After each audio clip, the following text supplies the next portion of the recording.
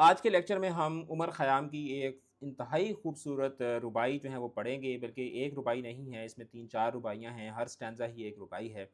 عمر خیام فارسی کے ایک بہت ہی مشہور اور بہت ہی معتبر شاعر تھے، جن کو مطلب ایران کے اندر ایران کا قومی شاعر ان کو کہا جاتا ہے۔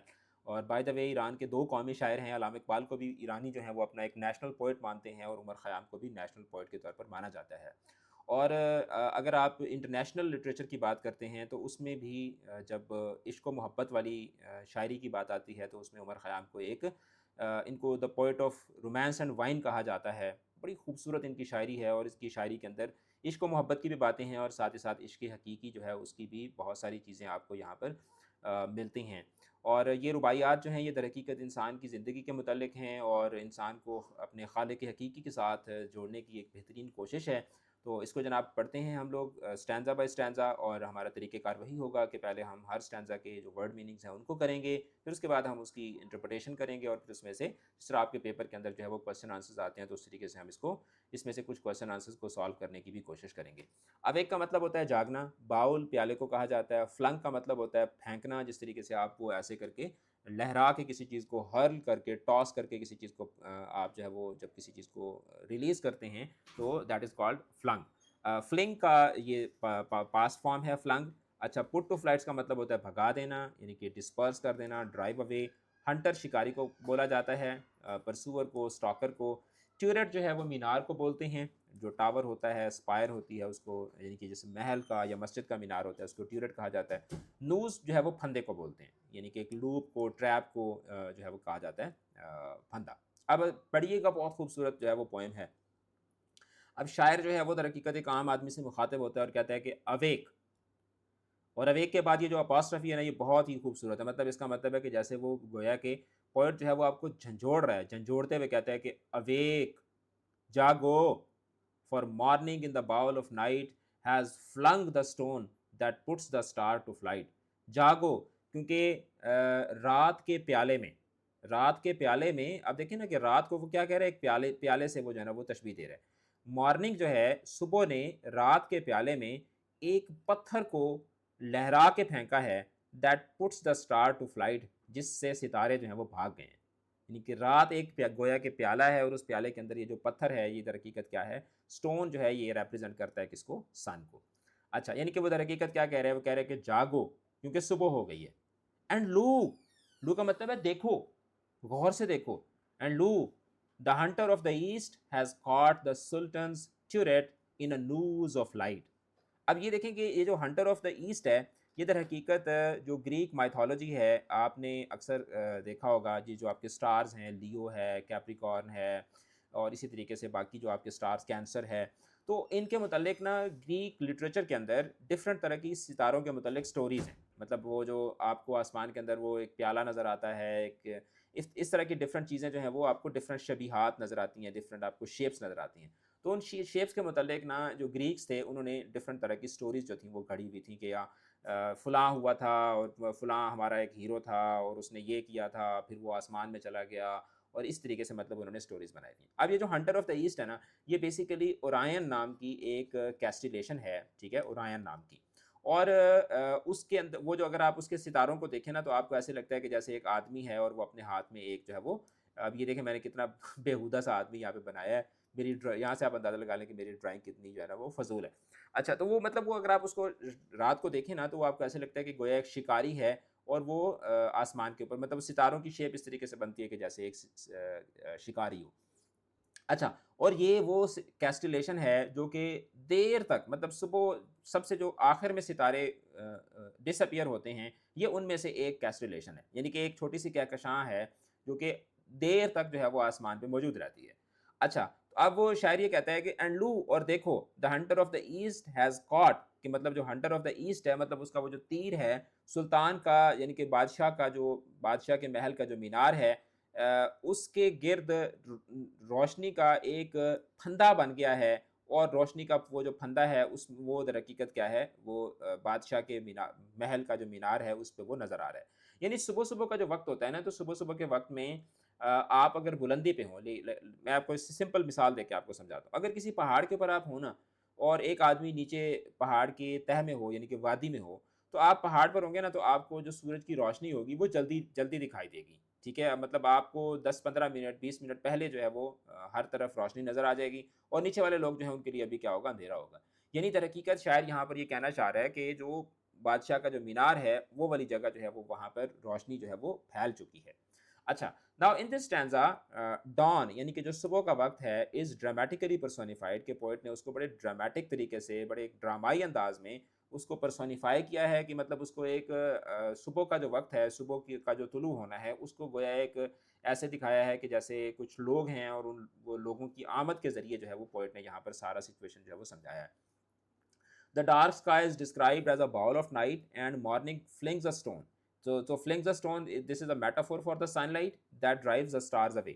The hunter of the east is a powerful symbol that can be seen as the rising sun or the constellation Orion, both of which appear in the east before dawn. کہ مطلب صبح جب صبح صادق کا جو وقت ہوتا ہے تو اس میں آپ کو یہ اورائن جو کیسٹلیشن ہے ستاروں کی یہ بھی نظر آتی ہے، اور سورج کا جو طلوع ہونا ہے وہ بھی آپ کو نظر آتا ہے۔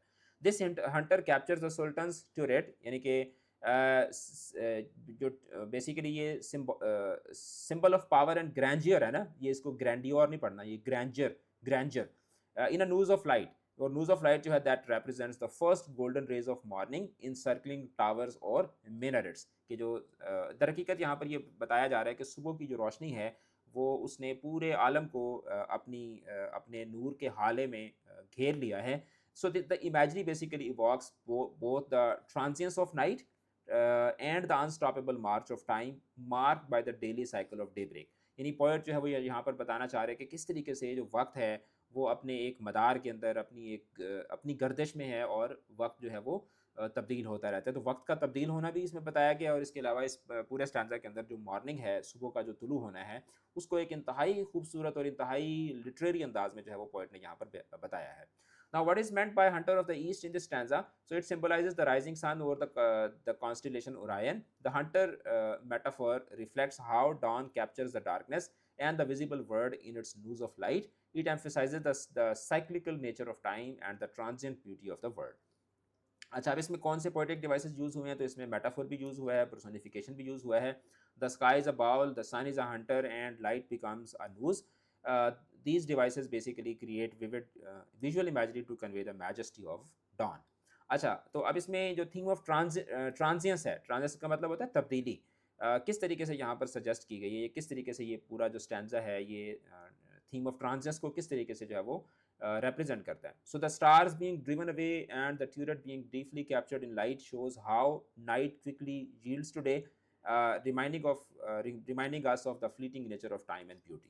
اب ہم چلتے ہیں جی سیکنڈ اسٹینزا کی طرف۔ ورڈلی کا مطلب ہوتا ہے دنیاوی، یعنی میٹیریل، ٹیمپورل، اور ہوپ کا مطلب ہے امید، یعنی ایسپیریشن اور ڈیزائر۔ ٹرنس ٹو ایشز یعنی راکھ بن جاتی ہے، یعنی پیرشز اور وینشز۔ پراسپرس کا مطلب ہے کہ فلورشز اور تھرائیوز۔ انون کا مطلب ہے تھوڑی ہی دیر میں، یعنی کہ سون اور شارٹلی، بریفلی۔ اور ڈسٹی کا مطلب ہے گرد آلود، یعنی ڈرٹی اور پارچڈ۔ اور لائٹنگ کا مطلب ہے روشن کرتی ہے۔ اب یہ والا اسٹینزا بہت ہی خوبصورت ہے۔ پوئٹ یہ کہتا ہے کہ the worldly hope men set their hearts upon, کہ وہ دنیاوی امیدیں جن پر لوگ اپنا دل لگاتے ہیں، سیٹ دیئر ہارٹس اپان، کہ جن کو ہم دل دے بیٹھتے ہیں۔ ٹرنز ایشز، ٹھیک ہے، کہ وہ کیا ہو جاتی ہیں، وہ یا تو راکھ بن جاتی ہیں، اور اٹ پراسپرس، یا اگر وہ خواہشات جو ہیں وہ وقتی طور پر کامیاب ہو جاتی ہیں، اینڈ انون، اور فوراً ہی اگر وہ کامیاب ہوتی بھی ہیں تو فوراً بعد like snow upon the desserts dusty face lighting a little hour or two از گان، کہ جس طریقے سے آپ اندازہ لگائیں، اب پوئٹ جو ہے وہ یہاں سے آپ اندازہ لگائیں کہ جو عمر خیام ہے وہ کتنا بڑا پوئٹ ہے، کہ وہ کہتا ہے کہ جس طریقے سے ایک صحرا جو ہے، اگر صحرا ہو اور صحرا کے اوپر صحرا میں برف باری ہو جائے، آپ کو پتہ ہے کہ صحرا کے اندر جو سورج ہے وہ کتنا تیزی سے چمکتا ہے، تو کہہ رہا ہے کہ اگر ایک صحرا کے اندر اگر برف ہو بھی جائے، پہلے تو صحرا کے اندر برف ہوتی ہی نہیں ہے، کہ جو انسان کی جو خواہشات ہوتی ہیں وہ پہلے تو کیا ہوتا ہے، وہ ٹرنز ایشز کے مطلب وہ ختم ہو جاتی ہیں، اور اگر کبھی انسان کی خواہشات پوری ہو بھی جائیں تو وہ ایسا ہی ہوتا ہے جیسے کسی صحرا کے اندر کیا ہو جائے، برف باری ہو جائے۔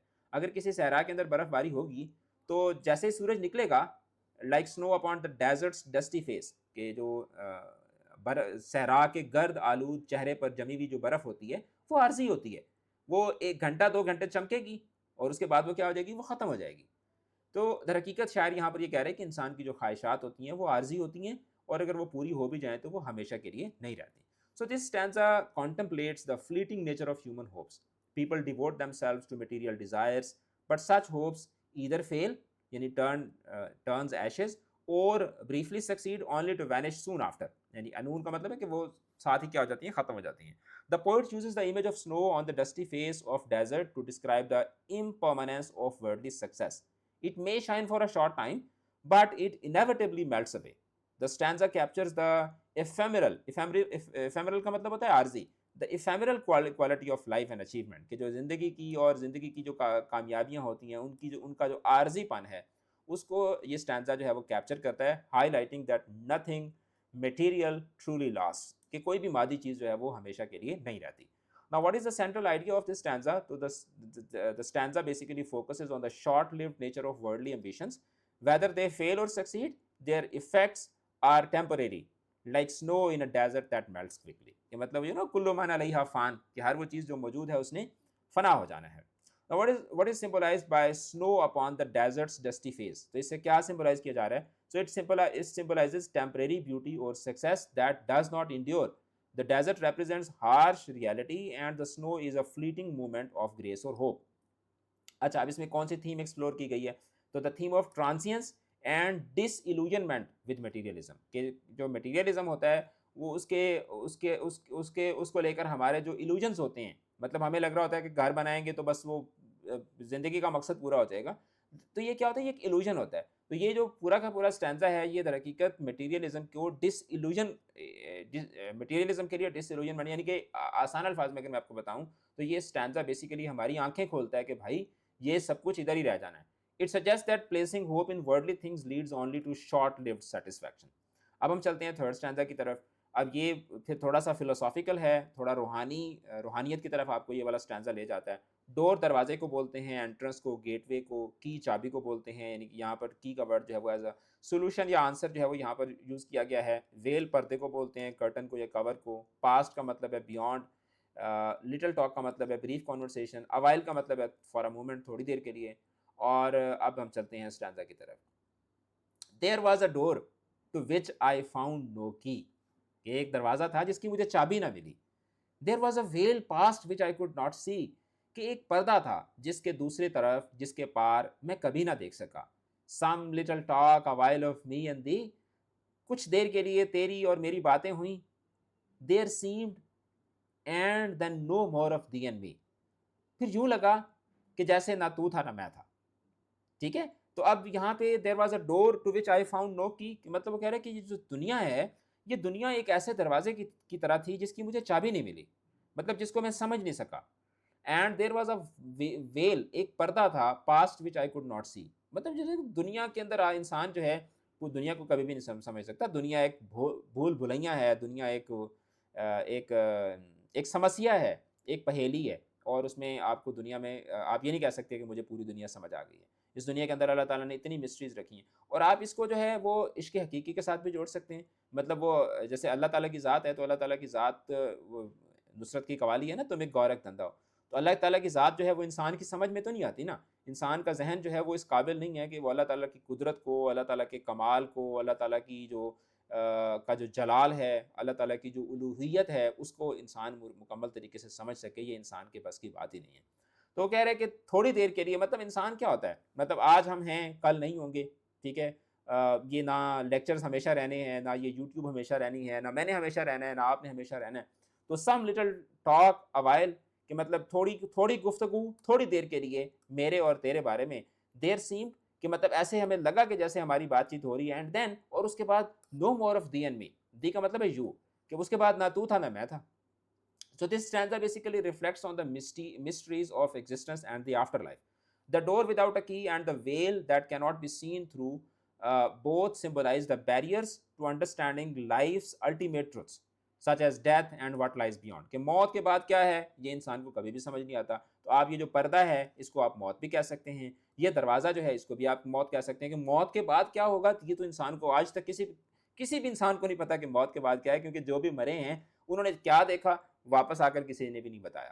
The brief conversation between me and thee, likely referring to the poet and the divine, کہ مطلب یہ جو ریفرنس ہے می اینڈ دی، یہ انسان کا اور بندے کا کے لیے بھی یہ ریفرنس ہو سکتا ہے، اور یہ پوئٹ اور پوئٹ کے محبوب کے متعلق بھی ہو سکتا ہے. Suggest a fleeting moment of converse, fleeting کا مطلب ہوتا ہے ختم ہونے والا، fleeting moment of connection or understanding which soon disappears, leaving only silence. So this expresses a deep existential sorrow and spiritual uncertainty. Acha, what is symbolized by the door and the veil? The door represents the barrier to understanding the mysteries of life or the afterlife, and the veil symbolizes the limits of human perception. What lies beyond is unknowable. کہ مطلب اس کے بعد کیا ہے وہ کسی کو بھی نہیں پتا ہوتا. اچھا, what does the phrase no more of thee and me suggest? So it implies the fading or ending of a relationship or spiritual connection. It may refer to the disappearance of divine presence, the loss of self, or simply the end of life. ٹھیک ہے. اچھا, اب اس میں theme کون سی ہے؟ تو اس میں basically existential یعنی کہ جو انسان کا وجود ہے، وجود کے اندر انسان کی جو انسان کے وجود کے اندر جو مسٹری پائی جاتی ہے، جو ایک اسرار پایا جاتا ہے، ایک راز پایا جاتا ہے، تو اس کو در حقیقت پوئٹ جو ہے وہ یہاں پر ایکسپلور کر رہا ہے. So this stanza explore the theme of existential mystery, the human struggle to comprehend the purpose of life, death and divine truth. It conveys a feeling of being lost in a universe without clear answers. اس کے بعد ہم چلتے ہیں جی fourth stanza کی طرف. Moving کا مطلب ہے حرکت کرنے والا، فلوئنگ اور شفٹنگ، اور رائٹس کا مطلب ہے لکھنا، انسکرائبز اور ریکارڈز. ہیونگ ریٹ کا مطلب ہے لکھ چکی، ونس ریٹن. پائٹی پرہیزگاری کو بولتے ہیں، ڈیووشن کو، رائچیسنس کو. وٹ عقل کو بولتے ہیں، انٹلیکٹ کو یا کلیورنس کو. لیور کا مطلب ہوتا ہے لبھانا یعنی ٹیمپٹ کرنا، اٹریکٹ کرنا. کینسل کا مطلب ہوتا ہے ٹو اریز اور نلیفائی، اور ٹیئرز جو ہے وہ آنسو کو کہا جاتا ہوتا ہے. اچھا, اب یہ جو اسٹینزا ہے یہ تقدیر کے متعلق ہے. دا موونگ فنگر رائٹس، حرکت کرتی ہوئی انگلی لکھتی ہے. اینڈ ہیونگ ریٹ، اور جب وہ لکھ چکتی ہے، مووز آن، تو وہ آگے کی طرف بڑھ جاتی ہے. Nor all thy piety nor wit shall lure it back to cancel half a line. تو مطلب اس کے بعد کہتے ہیں کہ جب ایک دفعہ تقدیر نے لکھ دیا تو تمہاری تمام کی تمام جو پرہیزگاری ہے، تمہاری تمام جو عقل ہے، وہ یعنی کہ جو لکھنے والی انگلی ہے یعنی کہ جو تقدیر ہے، تقدیر کو لیور نہیں کر سکتی، اس کو واپس نہیں لا سکتی کہ وہ لکھی ہوئی جو لائن ہے یعنی کہ جو تقدیر ہے اس کا ایک آدھی سطر جو ہے اس کو بھی وہ کینسل کر سکے. یعنی یہاں پر پوئٹ یہ کہتا ہے کہ ایک دفعہ انسان کے مقدر میں جو لکھ دیا، اس کے بعد آپ پوری دنیا کے ٹل لگا کر بھی، زور لگا کر بھی، آپ اللہ تعالیٰ کی جو تقدیر کا فیصلہ ہے اس کو آپ نہیں بدل سکتے. وہ کہہ رہے کہ nor all thy piety nor wit shall lure it back to cancel half a line, nor all thy tears wash out a word of it, کہ تمہارے سارے آنسو جو ہیں وہ بھی ایک لفظ بھی اللہ تعالیٰ کی تقدیر کا لکھا ہوا اس کو آپ نہیں دھو سکتے. یعنی کہ یہ جو پورا کا پورا اسٹینزا ہے یہ one of the most well known stanza ہے. یعنی کہ یہ عمر خیام کی ایک مشہور ربائی ہے، جو ایون اسی کا ایک کرکس جو ہے وہ آپ کو علامہ اقبال کی ایک ربائی کے اندر بھی ملتا ہے. So this stanza is one of the most well known from the Rubaiyat and presents a powerful meditation on fate and the irreversibility of time. The moving finger is a metaphor for time. یہ time کے لیے بھی ایک reference ہو سکتا ہے، destiny کے لیے بھی ہو سکتا ہے، خدا کے لیے بھی ہو سکتا ہے کہ once something is written it cannot be undone. ایک دفعہ جو کام ہو گیا، اور یہ اگر آپ اس کو وقت کے ساتھ بولتے ہیں کہ مطلب اگر آپ یہ جو موونگ فنگر ہے اس کو آپ کہتے ہیں کہ وقت ہے، یہ مطلب یہ وقت کے لیے ایک حوالہ ہے، تو آپ کو پتہ ہے کہ وقت جو ہے ایک دفعہ وقت گزر گیا تو آپ اس کے بعد جو مرضی کر لیں وہ والا وقت آپ کا واپس نہیں آتا. ابھی جو آپ نے کر دیا وہ دوبارہ واپس نہیں آ سکتا، آپ اس کو کینسل نہیں کر سکتے، آپ اس کو ریوائنڈ نہیں کر سکتے، آپ اس کو تبدیل نہیں کر سکتے. کہ once something is written or once an event happens it cannot be undone. No matter how pious or intelligent a person is or how much they regret, they cannot change what has already occurred. آپ جتنا اس پہ روئیں، چلائیں، چیخیں، لیکن آپ اس کو واپس نہیں کر سکتے. The poet underscores the finality of actions and the inescapability of fate. کہ آپ تقدیر سے نہیں بچ سکتے. تو موونگ فنگر کس چیز کو سمبلائز کرتی ہے؟ It symbolizes the passage of time and the inevitability of fate. Once events are set into motion, they cannot be reversed or edited. And how does the stanza convey the concept of regret? The stanza emphasizes that neither piety, neither بھی اس کو پڑھا جاتا ہے neither بھی, neither piety, intelligence nor sorrow can undo what has already been done. جو ہو گیا اس کو آپ دوبارہ تبدیل نہیں کر سکتے. It suggests that regrets are powerless in altering destiny. کہ آپ پچھتاوے سے آپ جو ہے وہ دنیا کا کوئی بھی فیصلہ تبدیل نہیں کر سکتے. تو اس میں کون سی پوئٹک ڈیوائسز یوز ہوئی ہیں؟ تو اس میں میٹافور جو ہے وہ ڈومیننٹ ہے، the moving finger that stands for time اور fate. There is also personification as the finger is given human attributions like writing and moving. اور اس کے بعد ہم چلتے ہیں جی ففتھ اسٹینزا کی طرف، جو اگین دنیا کی بے ثباتی اور دنیا کا جو عارضی پن ہے اس کو یہ اسٹینزا جو ہے وہ یہ ریفر کرتا ہے. اسپرنگ بہار کو کہا جاتا ہے، بلاسم کے لیے سیزن آف بلوم بھی ہے بہار. وینش کا مطلب ہے ڈس اپیئر اور فیڈ یعنی کہ ختم ہو جانا. روز گلاب کو کہا جاتا ہے. یوتھ جوانی کو، ایڈولیسنس کو، پرائم کو کہا جاتا ہے. اس کو کچھ لوگ نا ایڈولیسنس پڑھتے ہیں، یہ ایڈولیسنس نہیں ہوتا، یہ ایڈولیسنس ہوتا ہے. مینuscript تحریر کو بولتے ہیں، ٹیکسٹ کو، اسکرول کو. اور کلوز کا مطلب ہے بند ہونا. اور نائٹنگیل بلبل کو کہا جاتا ہے، یہ ایک سانگ برڈ ہے، وابلر ہے. وینس کا مطلب ہے کہاں سے، اینڈ ودر کا مطلب ہے کہاں کو. یہ اولڈ انگلش، مطلب یہ اولڈ انگلش کے ورڈ ہیں، ٹھیک ہے، اولڈ انگلش کے، کلاسیکل انگلش کے، اولڈ انگلش کے یہ ورڈ ہیں.